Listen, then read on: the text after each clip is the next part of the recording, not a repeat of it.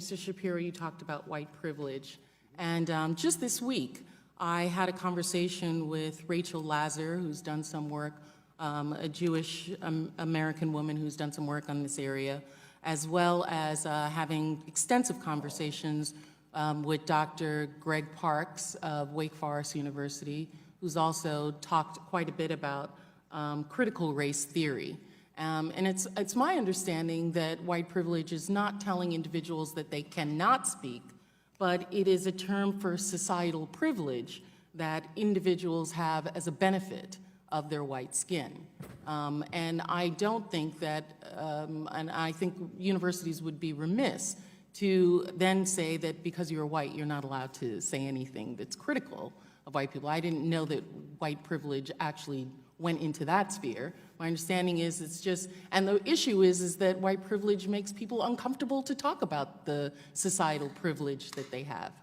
Well, to me, what I say on campuses all the time is if you want to cite instances of racism that we can all find and fight together, that's something that I am more than willing to stand next to you and fight, because that's obviously stuff that we should fight together. But when you just say that there is a white privilege out there in the ether and that by dint of birth your skin color generates for you an advantage, what you're really saying to people is that your view is less valuable because you have not experienced what I've experienced. And that is an identity argument, that's a character argument, that's not a rational political argument that can actually be taken on in any way. It's more of a cudgel and a club than it is an attempt to open a discussion. Well, I think it's a demonstrable evidence that through society's demographics that being white has societal privileges that being black does not. But we can talk about how that manifests, because that's I'm also interested in what you just said now, is that you would stand next to anyone who has this.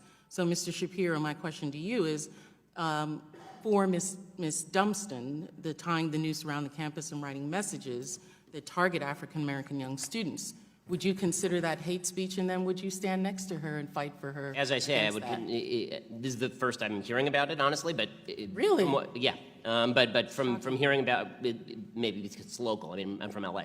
But in any case, I'm more than happy to stand alongside her and fight whatever group was responsible for this. Not only more than happy. I mean, you're talking about the alt-right. Again, I was the #1 target of anti-Semitic harassment from the alt-right last year.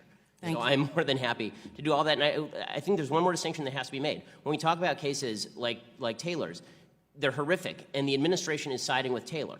Okay, the administration is doing the right thing by Taylor, or trying to do the right thing by Taylor, as they should be. And I think that we need to make a distinction between cases where the administration is actively participating in the suppression of speech and cases in which the administration is trying to do the right thing in order to punish people for application of crime.